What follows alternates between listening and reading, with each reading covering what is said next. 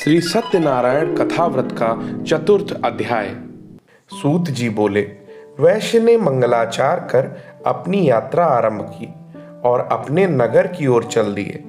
उनके थोड़ी दूर जाने पर एक दंडी वेशधारी श्री सत्यनारायण ने उनसे पूछा, हे साधु, तेरी नाव में क्या हुआ है? अभिवाड़ी बड़े खस्ता हुआ बोला, हे दंडी, आप क्यों पूछते हो? क्या धन लेने की इच्छा है? मेरी नाव में तो बेल व पत्ते भरे हुए हैं। वैश्य के कठोर वचन सुनकर भगवान बोले, तुम्हारा वचन सत्य हो। दंडी ऐसे वचन कह वहां से दूर चले गए। कुछ दूर जाकर समुद्र के किनारे बैठ गए। दंडी के जाने के बाद साधु वैश्य ने नित्य क्रिया के पश्चात नाव को ऊंची उठते देखकर अचंभा माना और नाव में बेल पत्ते आदि देख वह मूर्छित हो जमीन पर जा गिरा। मूर्छा खुलने पर वह अत्यंत शोक में डूब गया। तब उसका दामाद बोला कि आप शोक ना मनाएं, यह दंडी का शाप है, इसीलिए हमें उनकी शरण में जाना चाहिए।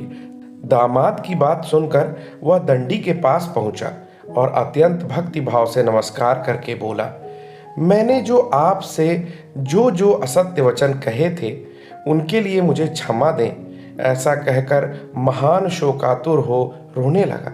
तब दंडी भगवान बोले, हे वणिक पुत्र, मेरी आज्ञा से बार बार तुम्हें दुख प्राप्त हुआ है, तो मेरी पूजा से विमुख हुआ।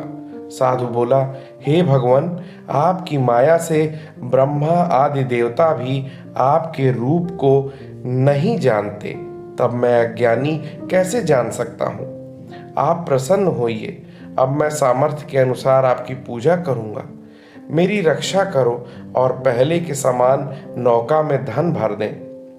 साधु वैश्य के भक्तिपूर्वक वचन सुनकर भगवान प्रसन्न हो गए और उसकी इच्छा अनुसार वरदान देकर अंतर्धान हो गए। ससुर जमाई जब नाव पर आए तो नाव धन से भरी हुई थी। फिर वहीं अपने अन्य साथियों के साथ सत्यनारायण भगवान का पूजन कर अपने नगर को चल दिए।